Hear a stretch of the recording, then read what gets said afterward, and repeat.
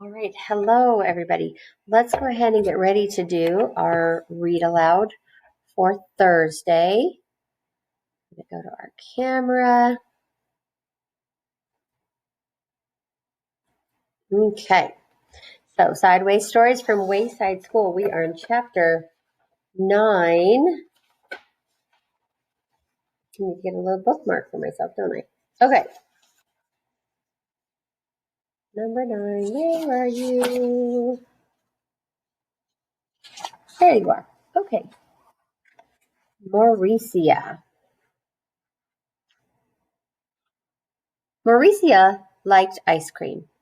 She was sweet and pretty and could beat up any boy in Mrs. Jewell's class. That doesn't sound very sweet, does it? Everybody liked Mauricia except Kathy, but then she didn't like anybody. Mauricia only liked ice cream. Every day, Mauricia brought an ice cream cone to school and kept it in her desk until lunchtime. At first, she brought chocolate ice cream every day, but she soon tired of chocolate ice cream. So she started bringing vanilla. She got tired of vanilla too. Then she got tired of strawberry, fudge ripple, butter pecan, pistachio, and burgundy cherry in that order. And then a terrible thing happened. Mauricia got tired of ice cream. By that time, her desk was a mess and everything in it was sticky. Can you imagine? Everybody liked Mauricia, but Mauricia didn't like anything. Mrs. Jules hated to see Mauricia unhappy. I don't understand it, Mrs. Jules, cried Mauricia. There just aren't any good flavors anymore. So Mrs. Jules worked all night. The next day she brought in a new flavor of ice cream for Mauricia. It was Mauricia flavored ice cream. Everybody will like it, thought Mrs. Jules, because everybody likes Mauricia. Here you are, Mauricia, said Mrs. Jules. Mauricia flavored ice cream. Everybody gathered around as Mauricia tasted it. They hoped she liked it. Mauricia took a lick. Well, said Mrs. Jules. Mauricia took another lick. Well, asked the class. This ice cream has no taste, said Mauricia. It doesn't taste bad, but it doesn't taste good. It doesn't taste like anything at all. Mrs. Jules was heartbroken. Here, let me try it, said Todd. He tasted it. You're crazy, Mauricia, he said. This is the best tasting ice cream I've ever eaten.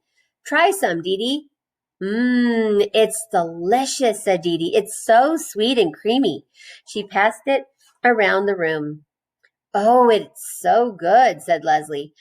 I think it tastes terrible, said Kathy. I don't understand it, said Mauricia. I don't taste a thing. Mrs. Jules slapped herself in the face. Oh, I've made a big mistake, Mauricia. Of course you can't taste anything. It's Mauricia flavored ice cream. It's the same taste you always taste when you're not tasting anything at all. So the next day, Mrs. Jules brought in Joe flavored ice cream. Mauricia liked it. So did everybody else. Joe thought it had no taste. Everybody liked Mauricia. Mauricia only liked Joe. The following day, Mrs. Jules brought in Ron flavored ice cream. Ron thought it had no taste, but everybody else loved it. Everybody liked Mauricia. Mauricia only liked Joe and Ron. So they're making it sound like she likes only those people, but what they mean is everybody likes the Mauricia ice cream, and Mauricia only likes the Joe and the Ron ice cream. By the end of the month, Mrs. Jules had brought in 27 new flavors of ice cream, one for each member of the class. Everybody liked Mauricia, and Mauricia liked everybody. They all tasted so good. All except Kathy, that is. Kathy flavored ice cream tasted a little bit like old bologna. Everyone still agreed that Mauricia flavored ice cream was the best, except Mauricia. She liked Todd ice cream the best. This turned out to be a problem. Every once in a while, Mauricia would try to take a bite out of Todd's arm in order to get that very special flavor. Oh my goodness. The next chapter is called Paul. Okay. Paul had the best seat in Mrs. Jewell's class. He sat in the back of the room. It was the seat that was the farthest away from Mrs. Jewell's. Mrs. Jewells was teaching the class about fractions. She drew a picture of a pie on the blackboard. She cut the pie into 8 pieces. She explained that each piece was 1/8 of the pie. Paul never paid attention. He didn't see the picture of the pie. He didn't see anything. Well, he did see one thing. Well, actually, he saw 2 things. He saw Leslie's 2 pigtails. So Leslie sat in front of Paul. She had 2 long brown pigtails that reached all the way down to her waist. Paul saw those pigtails and a terrible urge came over him. He wanted to pull a pigtail. He wanted to wrap his fist around it, feel the hair between his fingers, and just yank. He thought it would also be fun to tie the pigtails together, or better yet, tie them to her chair. But most of all, he just wanted to pull one. Slowly, he reached for the one on the right. No, what am I doing? He thought. I'll only get into trouble. Paul had it made. He sat in the back of the room. He paid no attention to anyone, and nobody paid any attention to him. But if he pulled a pigtail, it would be all over. Leslie would tell on him, and he'd become the center of attention. He sighed and slowly withdrew his arm. But Paul couldn't ignore those pigtails. There they were, dangling right in front of him, just begging to be pulled. He could close his eyes, but he couldn't make the pigtails disappear. He could still smell them and hear them. He could almost taste them. Maybe just a little tug, he thought. No, none. There they hung, easily within his reach. Well, let them just hang there, thought Paul. It would be foolish to pull one, no matter how tempting they were. None of the other children in the class pulled pigtails. Why should he? Of course, none of the other children sat behind Leslie either. It was just a simple matter of being able to think clearly. That was all.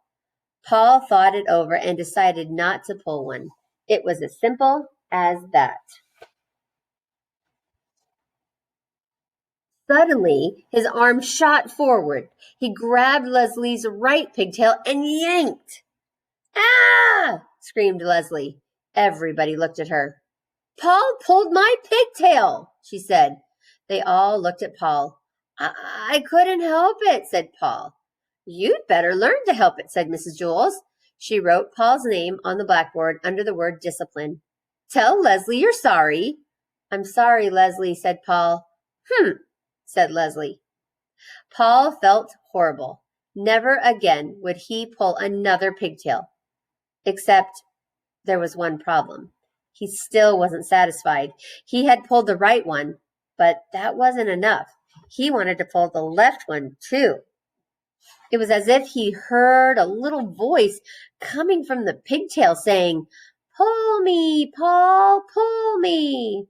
I can't, Paul answered. My name's already on the blackboard under the word discipline. Big deal, said the pigtail. Pull me. No way, said Paul. Never again. Come on, Paul. Just a little tug, urged the pigtail. What harm could it do? Lots of harm, said Paul. Leslie will scream and I'll get into trouble again. Boy, that's not fair, whined the pigtail. You pulled the right one. Now it's my turn. I know, but I can't, said Paul. Sure you can, said the pigtail. Just grab me and yank. No, said Paul, it's not right. Sure it is, Paul, said the pigtail. Pigtails are meant to be pulled. That's what we're here for. Tell that to Leslie, said Paul. Leslie won't mind, said the pigtail. I promise. I bet, said Paul, just like she didn't mind the last time. You just didn't pull hard enough, said the pigtail. Leslie likes us pulled real hard. Really? Asked Paul. Cross my heart, said the pigtail. The harder the better. Okay, said Paul, but If you're lying, I promise, said the pigtail. Paul grabbed the left pigtail. It felt good in his hand. He pulled as hard as he could. Ah! Screamed Leslie. Mrs. Jules asked, Paul, did you pull Leslie's pigtail again? No, said Paul. I pulled the other one. All the children laughed. Are you trying to be funny? Asked Mrs. Jules. No, said Paul. I was trying to be fair. I couldn't pull one and not the other. The children laughed again. Pigtails are meant to be pulled, Paul concluded. Mrs. Jules put a check next to Paul's name on the blackboard under the word discipline. But at last Paul was satisfied. True, his name was on the blackboard with a check next to it, but that really didn't matter. All he had to do was stay out of trouble the rest of the day, and his name would be erased. It's easy to stay out of trouble when you have the best seat in the class. In fact, Paul could do this every day. He could pull Leslie's pigtails twice and then stay out of trouble the rest of the day. There was nothing Leslie could do about it. Suddenly, out of nowhere, Leslie screamed, Ah! Mrs. Jules circled Paul's name and sent him home early on the kindergarten bus. Nobody would believe that he hadn't pulled Leslie's pigtail again. Sounds like Leslie figured him out. The next one is called Dana. Dana had 4 beautiful eyes. She wore glasses, but her eyes were so beautiful that the glasses only made her prettier. With 2 eyes, she was pretty. With 4 eyes, she was beautiful. With 6 eyes, she would have been even more beautiful. And if she had 100 eyes all over her face and her arms and her feet, why, she would have been the most beautiful creature in the world. But poor Dana wasn't covered from head to foot in beautiful eyes. She was covered with mosquito bites. Mrs. Jules picked up her yardstick and said, Now, it's time for arithmetic. It's another name for math. Oh, no, Mrs. Jules, said Dana. I can't do arithmetic. I itch all over. I can't concentrate.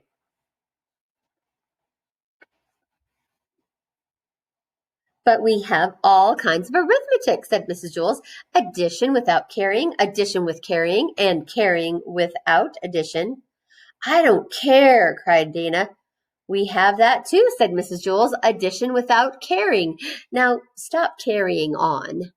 Dana whined. I can't, Mrs. Jules. I itch too much. And I'm too thirsty, said DJ.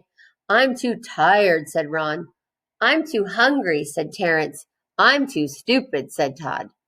Mrs. Jules hit her desk with her yardstick. Everyone stopped talking. Mrs. Jules said, We are going to have arithmetic now, and I don't want to hear another thing about it. But Mrs. Jules, I really do itch. I can't do arithmetic, Dana whined. No, said Mrs. Jules, arithmetic is the best known cure for an itch. How many mosquito bites do you have? I don't know, said Dana. Over 100.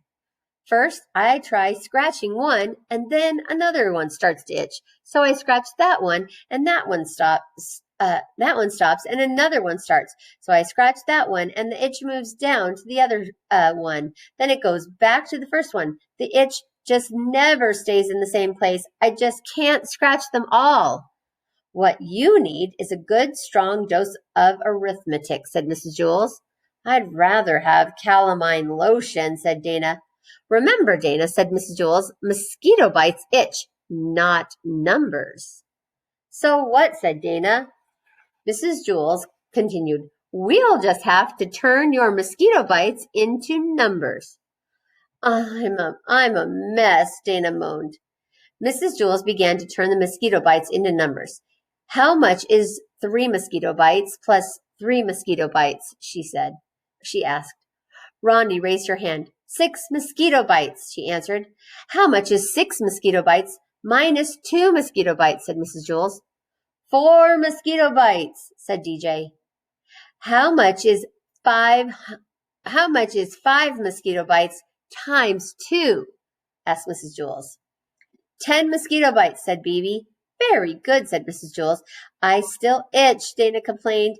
I've got one more question, said Mrs. Jules. How much is 49 mosquito bites plus 75 mosquito bites? Nobody raised a hand. Oh, wait. Okay. Think, class, said Mrs. Jules. This is for Dana. Nobody knew the answer. Dana's itch began to get worse and worse. At last, Dana began counting her own mosquito bites. She counted 75 on one side and 49 on the other. Then she added them together for a total of 124 mosquito bites.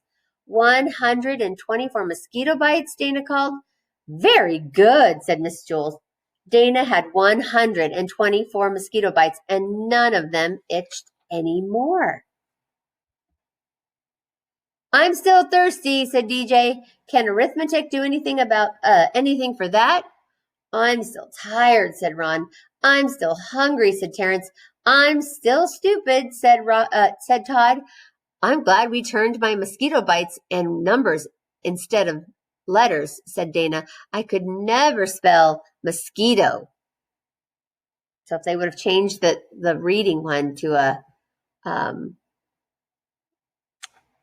what did they say here? Okay. So they sent that one. All right. I'm glad we turned the mosquito bites into numbers instead of letters, said Dana. I could never spell mosquito. So she's thinking, okay, mosquitoes is hard to spell, even though I just counted all of these mosquito bites on my body. Oh my goodness. The Wayside School is crazy, crazy, crazy. There's always crazy things happening there. So we're going to finish on chapter 11. We'll start chapter 12 tomorrow. I hope you're enjoying it. If you've missed any chapters, they're in here in our reading class inside the folder. And the folder says read alouds. And when you click it, there's all of the read alouds I've done so far. All right, guys. Well, you've done a great job. Get all of your work finished and then go into our assignments and answer the questions that you need to answer. All right? All right. Thank you, everybody.